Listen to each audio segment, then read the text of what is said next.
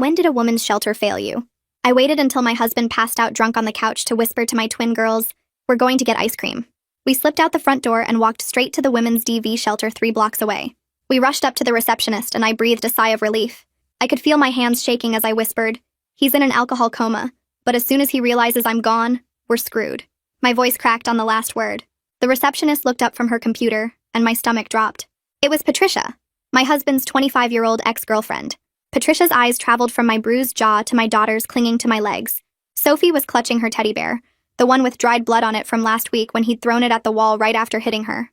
Elise just stared at the floor. "Please hide us," I begged. "Just for tonight. He'll kill us when he finds us." That's when I heard it. The familiar rumble of his truck pulling into the parking lot. Through the window, I could see him parking right in front, engine running. The hunting rifle was probably still in the back seat where he always kept it. Beep. The car horn honked. Both girls started crying. Patricia glanced at the parking lot, then back at her desk. "We need intake forms first."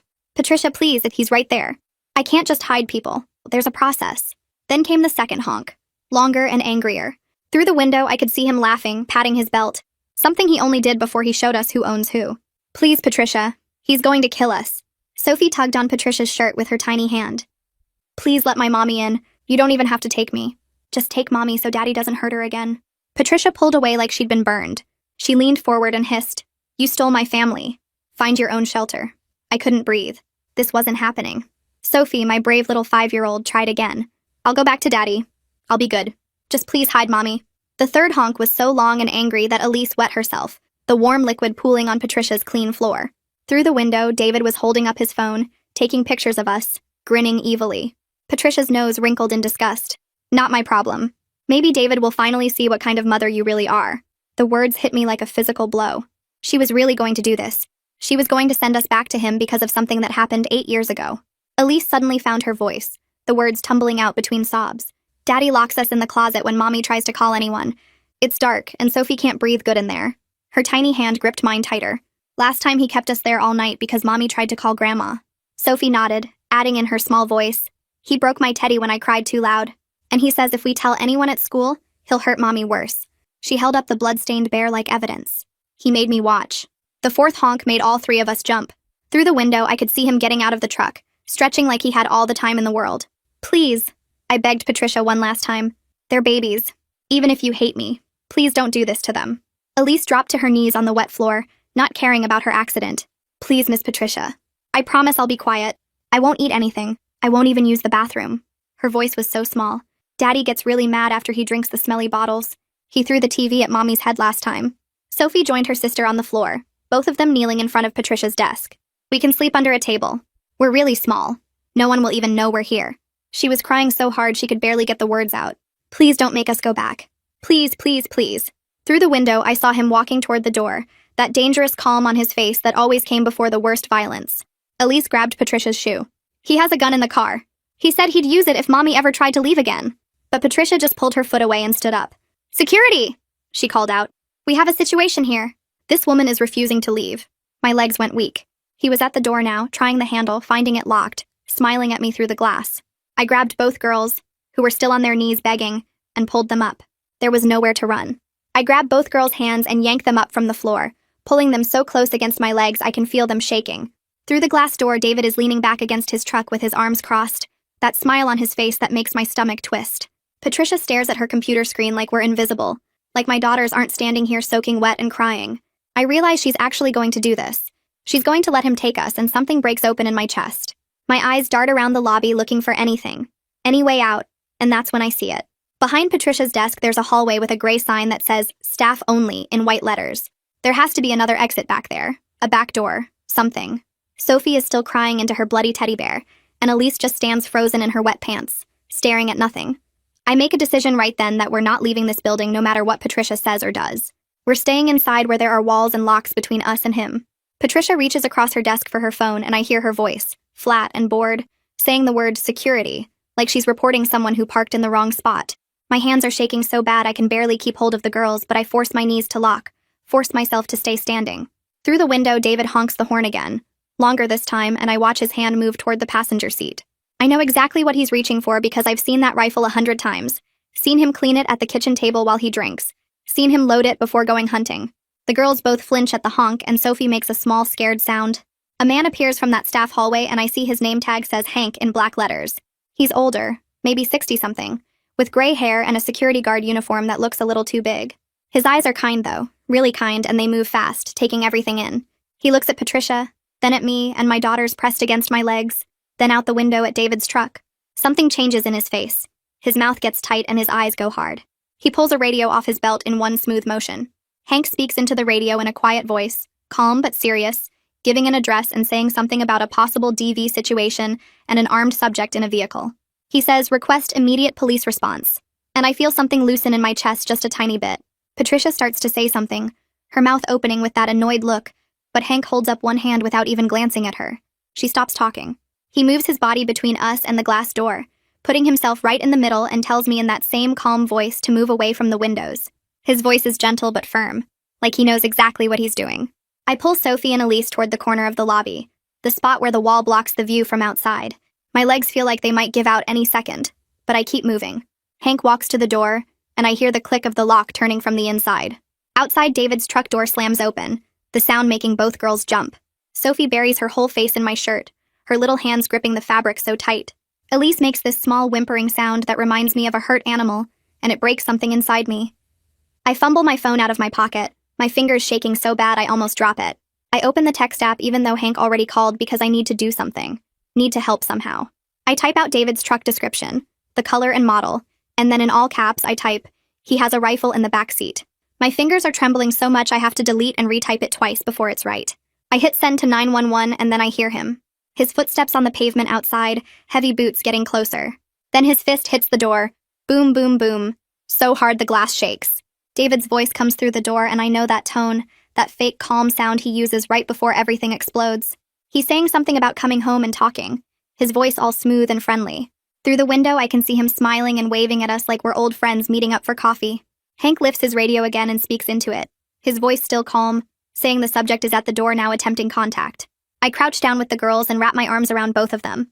I remember what their kindergarten teacher taught them for when they get scared, the breathing thing. I start counting out loud, my voice shaky but trying to stay steady.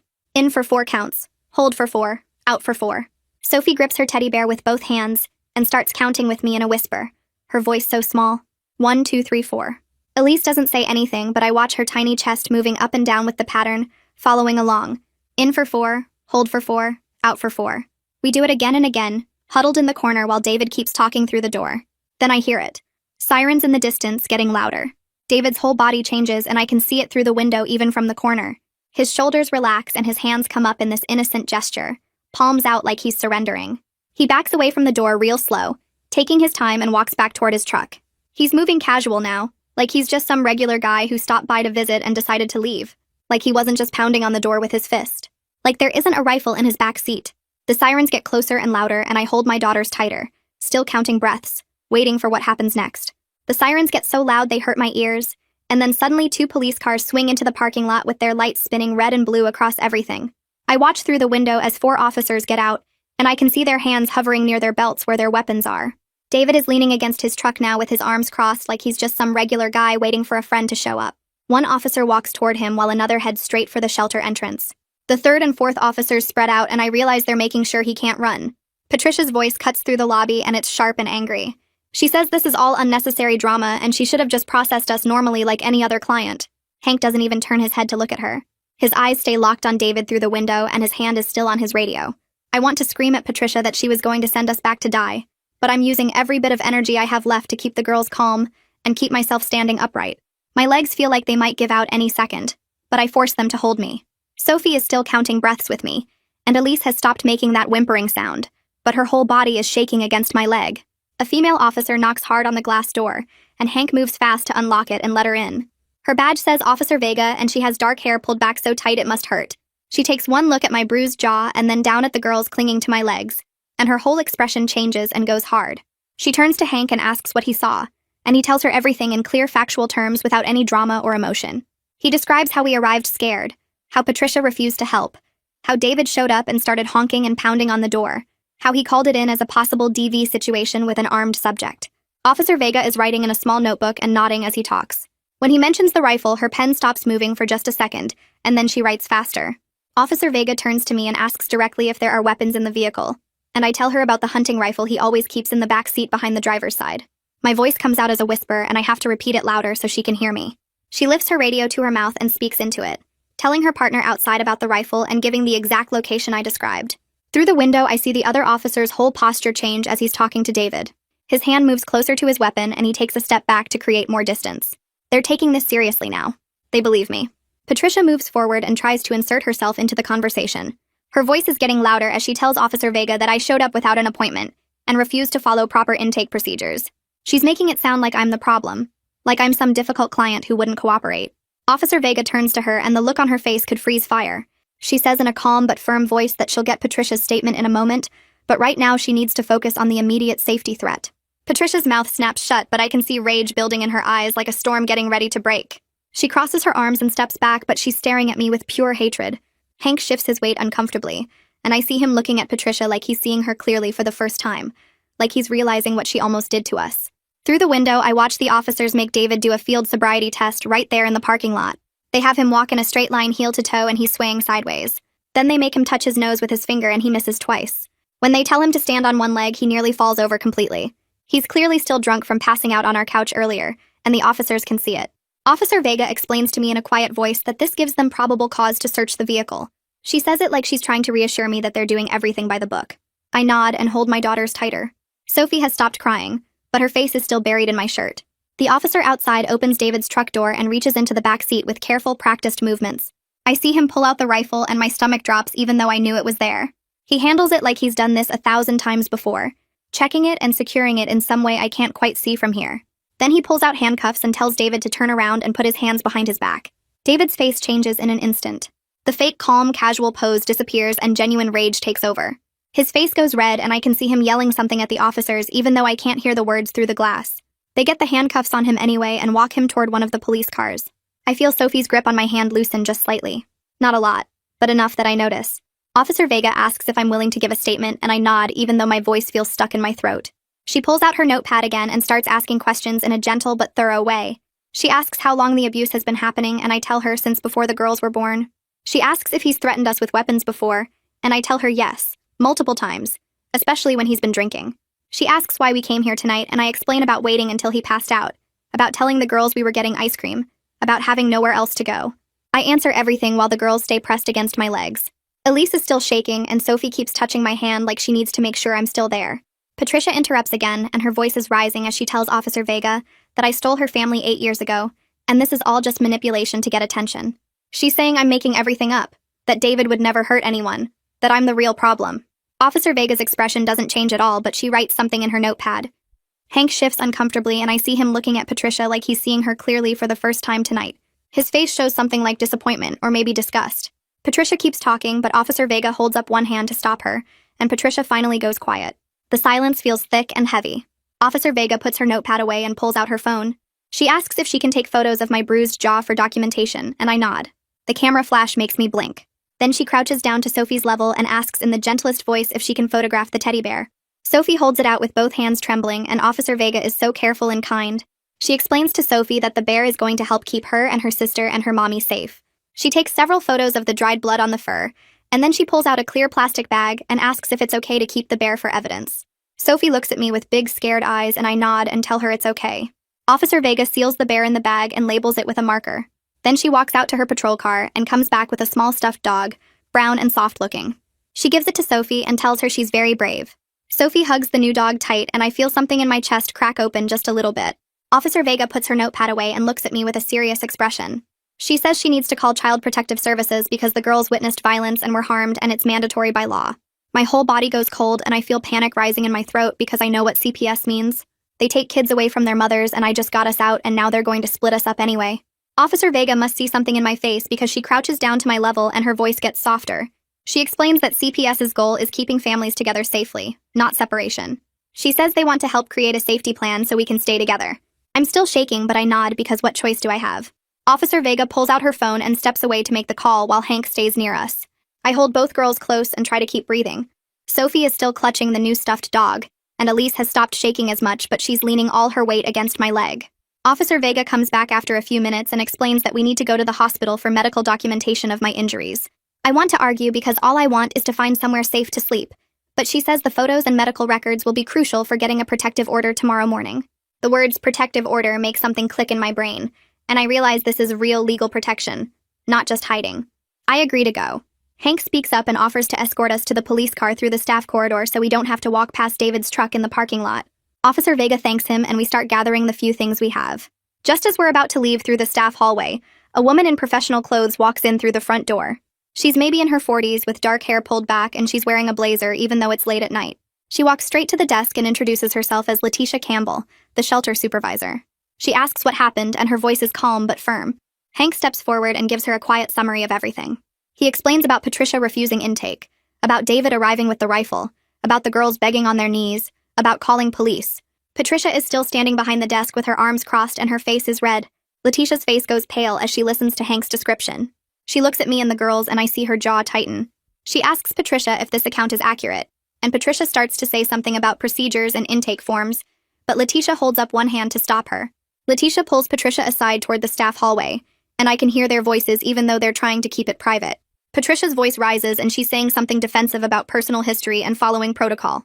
Letitia says something sharp and quiet that I can't make out, but her tone is ice cold. Then Letitia's voice gets louder and she tells Patricia to go home immediately. Patricia grabs her purse from under the desk and storms toward the staff entrance. As she passes us, she shoots me a look of pure hatred that makes me step back. The door slams behind her.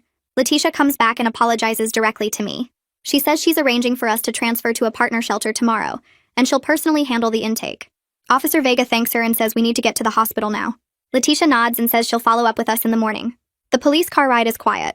Officer Vega drives carefully, and Hank followed us out to make sure we got into the car safely. The girls sit on either side of me in the back seat, and Sophie keeps touching the stuffed dog's ears. At the hospital emergency room, a nurse sees the police escort and takes us back quickly without making us wait in the lobby. She's maybe in her 30s with kind eyes, and she moves efficiently. She leads us to a private exam room and asks me to describe when each injury happened. I point to the bruise on my jaw and tell her 3 days ago when I asked about grocery money. I show her the bruises on my upper arms and explain those are from last week when he grabbed me to stop me from leaving the bedroom. The girls sit in plastic chairs nearby and they're so exhausted but too scared to sleep. Elise is still in her wet clothes and the nurse brings her a hospital gown and some scrub pants that are way too big. The nurse documents everything with photos and measurements and she's professional but not cold. She asks questions in a gentle way that doesn't make me feel stupid or judged. A woman with a warm smile arrives while the nurse is finishing up. She introduces herself as Clara Hammond from Child Protective Services. I tense up immediately and pull the girls closer, but Clara sits down in a chair so she's at my level instead of standing over us. She explains that she's here to help create a safety plan, not to remove the girls. Her voice is calm and matter-of-fact. She asks if I have family or friends who could help, and I have to admit I've been isolated for years. David didn't like me talking to my mom or my old friends from before we got married. Clara writes this down, but she doesn't look shocked or disappointed. She just nods like she's heard this before. She says isolation is a common control tactic and we can work on rebuilding those connections safely. Clara asks if she can interview the girls separately, and my stomach clenches, but I know I have to let her. She takes Elise first and they go to a small consultation room down the hall. Sophie stays with me and curls up in my lap, even though she's getting too big for that.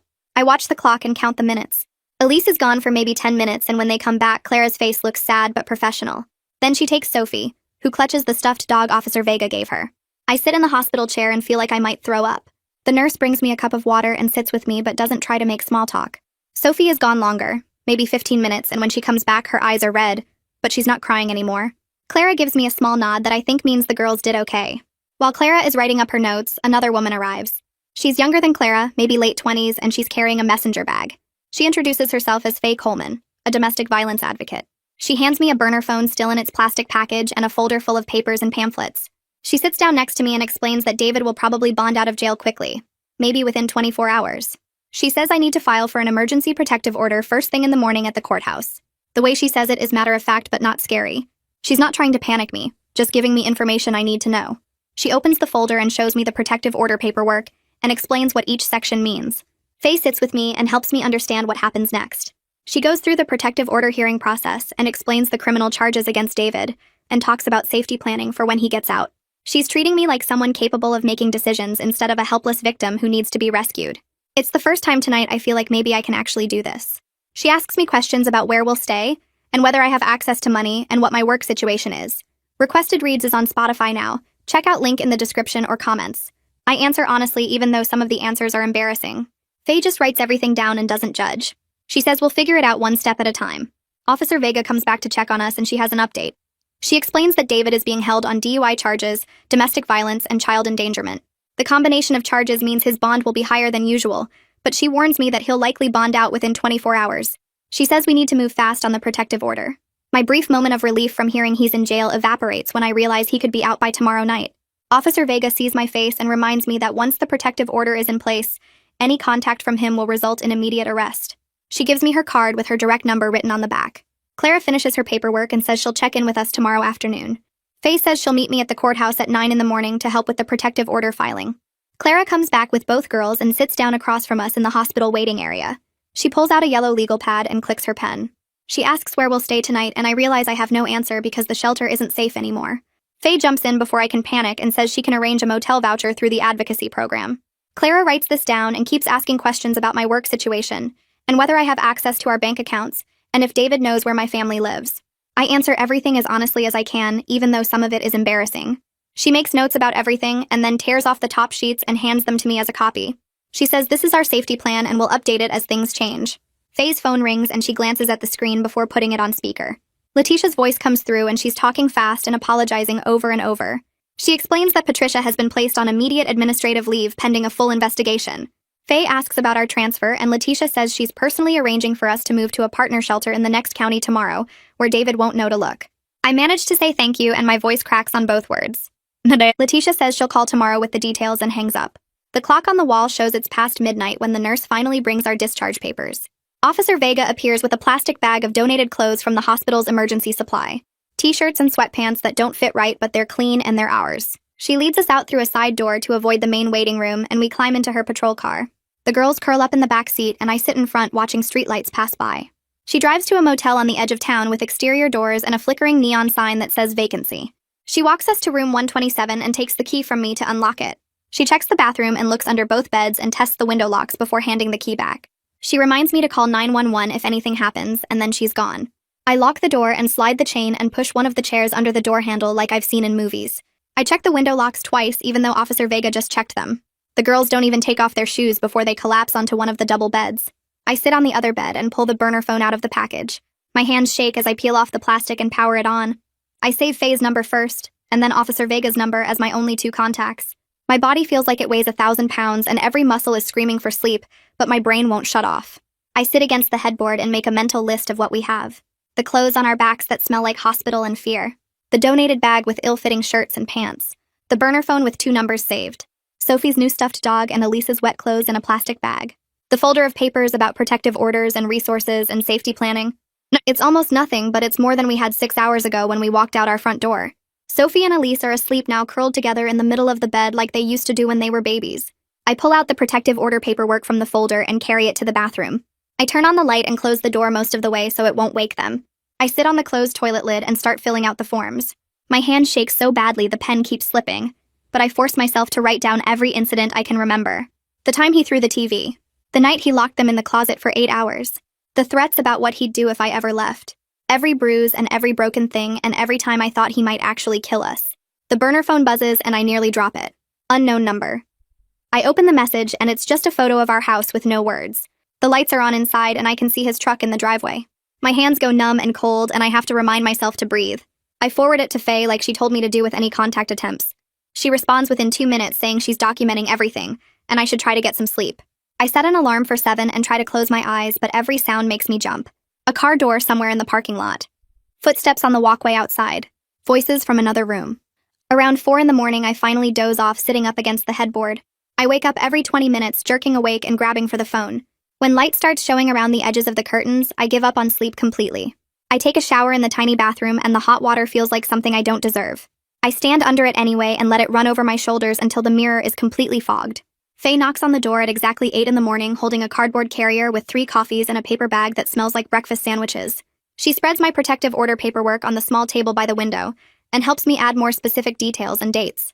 She circles sections where I need to be more clear and writes notes in the margins about what the judge will want to know. Clara calls while we're working and Faye puts her on speaker. She says she'll meet us at the courthouse at 10 for the emergency hearing. We get the girls up and dressed in the donated clothes and they eat their breakfast sandwiches without complaining, even though Sophie usually hates sausage. At the courthouse, we go through the metal detector, and I'm terrified David will somehow be there, even though Faye keeps assuring me he's still in custody. We sit on a wooden bench outside the courtroom, and Clara goes over what will happen. I'll testify about the abuse and the threats. The judge will review the evidence from the hospital and the police report. If everything goes right, we'll get a temporary order today. She says the hearing itself might only take 20 minutes, but we should expect to wait because the docket is full. I watch every person who walks past, and my body tenses every time a man turns the corner. A clerk steps into the hallway and calls my name. My legs feel weak as we walk into the small courtroom. The judge sits behind a tall wooden desk, and a court reporter types at a machine in the corner. Clara stays with the girls in the front row while I walk to the witness stand. The judge is an older woman with gray hair pulled back, and she looks at me over her reading glasses. She asks me to state my name and address for the record. I give her the motel address, and my voice shakes. She starts asking questions about David, and I force myself to answer each one. I describe the night he threw the TV at my head. I tell her about the closet where he locks the girls when I try to call for help. I explain about the rifle he keeps in his truck, and the threats he makes when he drinks. My hands won't stop shaking, so I grip the edge of the witness stand.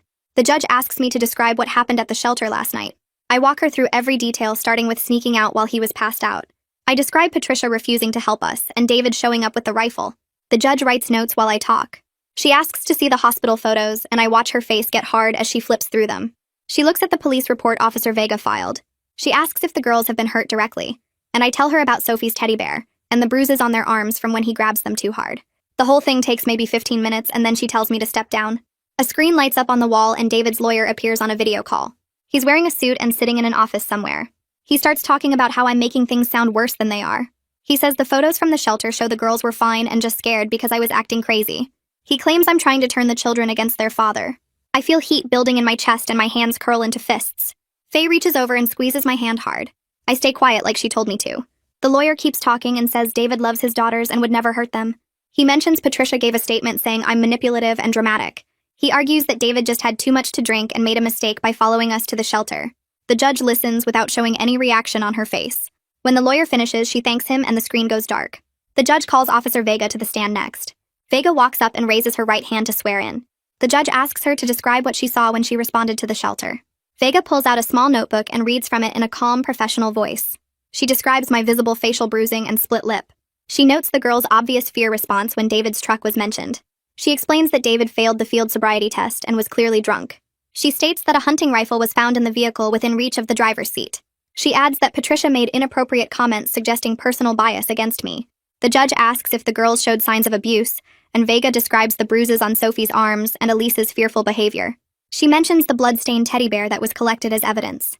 The judge writes more notes and thanks Vega for her testimony. The judge looks at her papers for what feels like forever, but is probably only a minute. Then she starts reading from a form on her desk. She grants a temporary emergency protective order effective immediately. David cannot contact me or the girls in any way. He has to stay at least 500 feet away from us at all times. He must surrender all firearms to law enforcement within 24 hours. He can only see the girls through supervised visitation, and only if he completes an alcohol treatment program. I feel tears running down my face, but I don't know if it's relief or just pure exhaustion from everything. The judge keeps reading and adds that any violation will result in immediate arrest. She's setting bond conditions that include GPS monitoring so they can track where he goes. He cannot drink any alcohol at all. She schedules a full hearing for 2 weeks from today. Faye leans over and whispers that this is a really strong order, and David will face serious problems if he breaks any part of it. We walk out of the courtroom, and I'm holding copies of the protective order in my shaking hands. The girls are quiet and tired. Clara tells me she'll check in tomorrow and reminds me to call if anything happens. Faye walks us toward the courthouse exit. Outside on the steps, Letitia is waiting by a concrete pillar. She walks over to me, and her eyes look sad and sorry. She says Patricia's job is being reviewed by the board, and she personally apologizes for what happened at the shelter. She says the shelter failed to protect us, and that's unacceptable. Then she turns, and I follow her gaze to the parking lot. Patricia is standing near a silver car watching us. Letitia walks over to her, and I can't hear what they're saying, but Patricia's face goes completely white. She gets in her car and drives away fast. We take a taxi back to the motel because Faye has to get to another client. The driver doesn't ask questions when I give him the address. The girls fall asleep in the back seat during the short ride. At the motel, I carry Elise while Sophie walks beside me half asleep. Inside our room, I start gathering our few things into the donated bag. We need to pack up and get to the new shelter Letitia arranged. I'm folding the extra shirts when I glance out the window. My whole body goes cold. David's truck is pulling into the parking lot right now. He's out on bond already, and he's violating the protective order less than 3 hours after the judge issued it. I grab both girls and pull them toward the bathroom. My hands fumble with the burner phone, and I can barely make my fingers work. Sophie starts crying and asking what's wrong. I shut us in the bathroom and lock the door. I dial 911 with shaking fingers. The dispatcher answers and I whisper our location as quietly as I can. I describe David's truck and tell her he's violating an emergency protective order that was issued this morning. She tells me to stay on the line and I hear her radio crackling as she calls for officers. Through the bathroom door, I hear heavy footsteps outside our motel room. Then I hear his voice using that fake calm tone that makes my skin crawl. He says he just wants to talk. He says we can work this out. The girls press against me and I put my hand over Sophie's mouth to keep her quiet. The dispatcher keeps asking if I'm okay and I whisper yes. David tries the door handle and it rattles. He knocks hard 3 times. Police sirens start getting louder in the distance. I hear David swear loudly. His footsteps run away from our door. I peek through the bathroom door crack and see him running toward his truck through the window. 2 police cars pull into the parking lot with lights flashing. Officers jump out and intercept him before he can get in his truck. They grab his arms and spin him around. This time they're not gentle like last night. They push him against the hood of his truck and cuff his hands behind his back roughly. One officer searches him while another radios for backup. I watch through the window as they put him in the back of a patrol car. The motel security camera on the building corner recorded everything. Officer Vega's patrol car pulls up about 10 minutes later. She knocks on our door and identifies herself. I open it and the girls immediately run to me crying. Sophie won't let go of my leg. Elise is making that small whimpering sound again. Vega comes inside and closes the door behind her.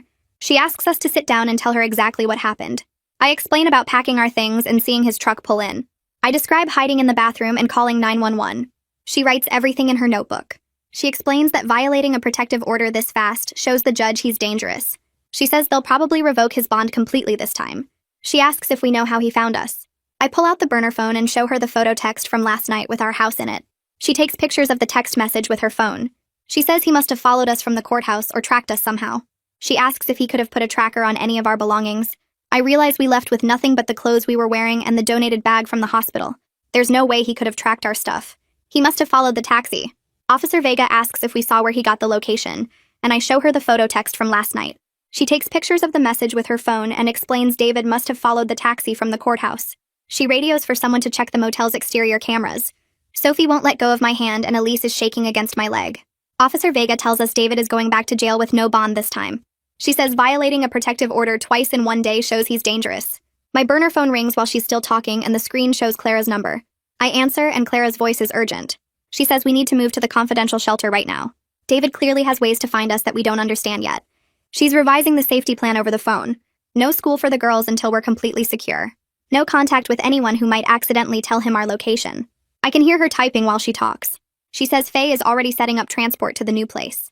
Officer Vega nods when I tell her what Clara said. She offers to wait with us until our ride arrives. The girls sit on the bed holding each other while I pack our donated bag again. We've only been here a few hours, but it feels like days. A knock on the door makes all 3 of us jump. Officer Vega checks through the peephole first. She opens it and Letitia walks in looking exhausted. She says she's driving us herself in an unmarked agency car. She can't trust anyone else right now. Officer Vega thanks her and leaves after making sure we have her direct number. Letitia helps me gather our few things. She keeps saying she's sorry over and over. I finally tell her to stop. Hank saved our lives when Patricia wouldn't. That matters more than anything else. She stops mid-apology and her eyes get wet. She promises Hank will be officially recognized for what he did. We walk out to her plain gray sedan in the parking lot.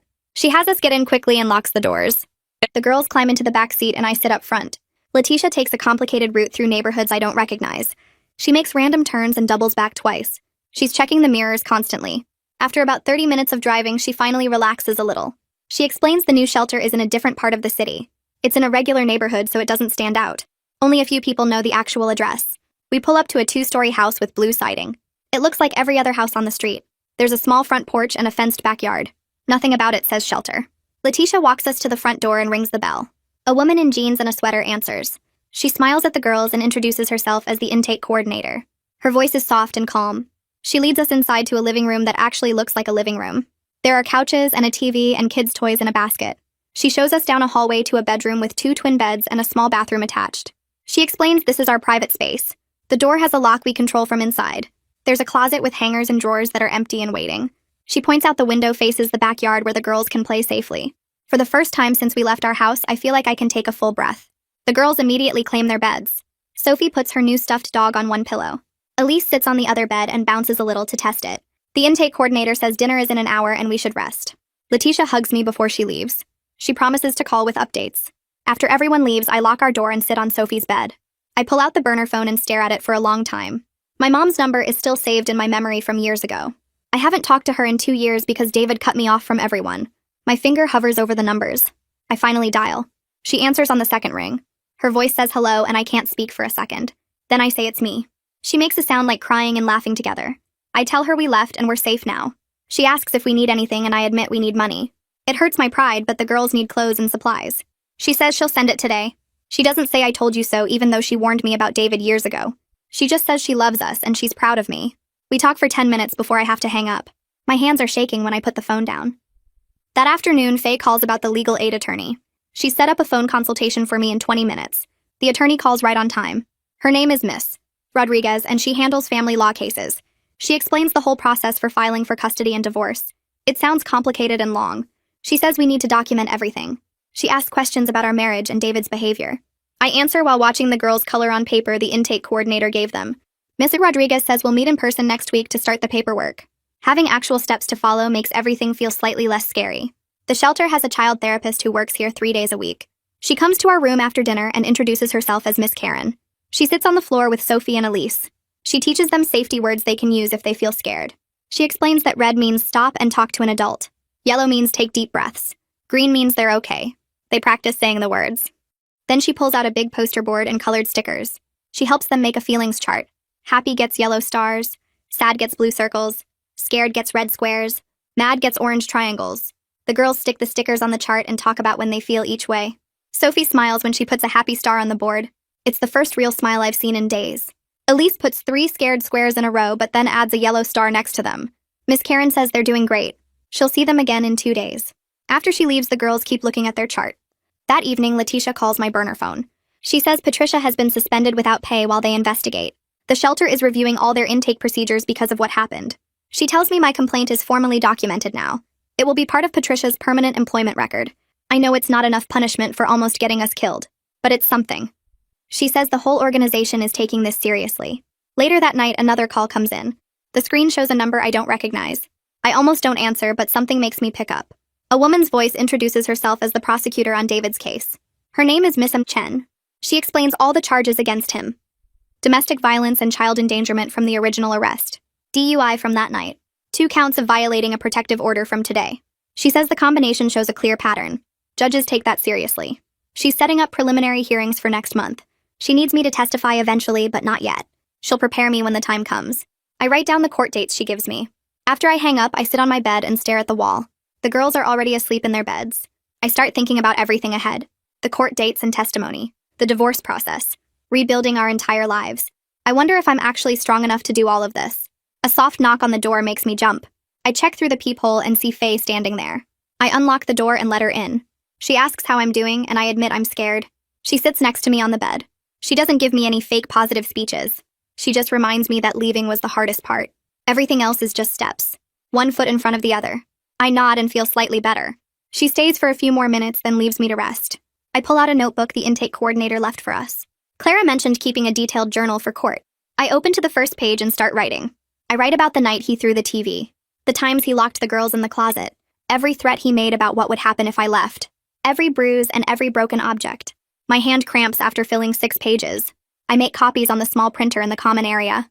I put everything in the folder Faye gave me. I label it with the date and store it in our room's closet. Writing it all down helps me see that none of it was normal. I wasn't crazy for leaving. This was real abuse and we had every right to escape.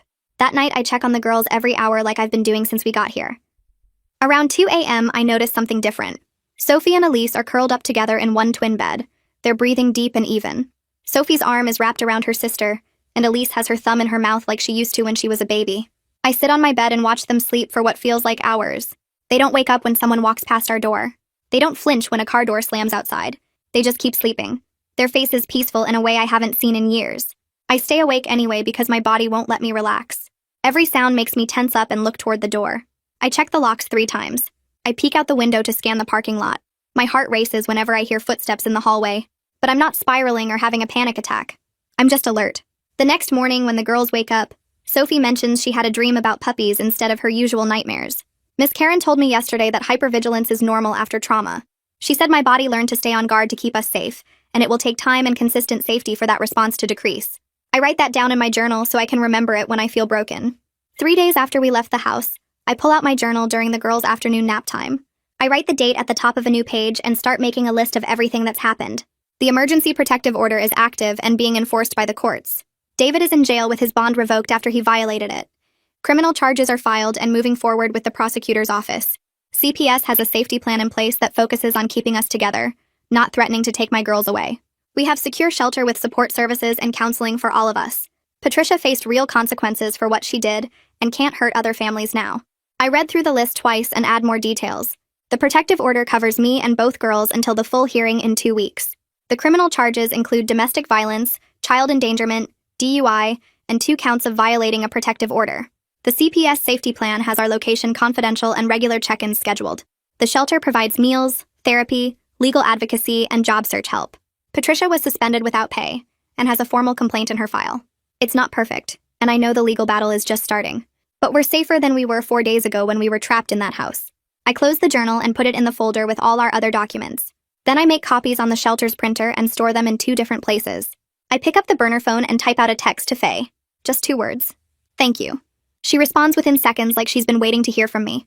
The message says our legal aid appointment is tomorrow at 10 a.m. and the girls have their next therapy session the day after. She asks how we're doing and I tell her we're okay. I save the conversation so I can read it later when doubt creeps in. Then another text comes through from a number I recognize. Officer Vega. She says David's bond was revoked after the protective order violation, and he's being held in county jail pending trial. The judge denied any future bond because of the pattern of violence and the quick violation. She adds that I should still stay vigilant. But this is good news. I read her message 3 times and save it too. Having these concrete updates helps when my brain starts telling me nothing is really changing. I put the phone on the nightstand and notice my hands aren't shaking. Sophie wakes up from her nap and climbs onto my bed. She asks if we can get real ice cream now like I promised that night we left. I look at her sweet face and realize we actually can. The shelter has a small courtyard out back with picnic tables where residents can sit outside during the day. I tell both girls to put on their shoes and we walk down the hallway together. The coordinator at the front desk smiles at us and unlocks the courtyard door. We step outside into the afternoon sunshine, and I feel warmth on my face for the first time in days. Sophie and Elise run to the picnic table and climb up on the bench. I sit between them and we share a pint of vanilla ice cream from the shelter's freezer using plastic spoons. Sophie gets ice cream on her nose and Elise giggles. It's such a normal moment that I almost cry. I know the legal battle is just beginning and healing will take months or years. I know David is in jail right now, probably planning what he'll do when he gets out. I know we have court dates and therapy sessions and hard conversations ahead. But right now, in this moment, we're safe. We're together. We're eating ice cream in the sunshine.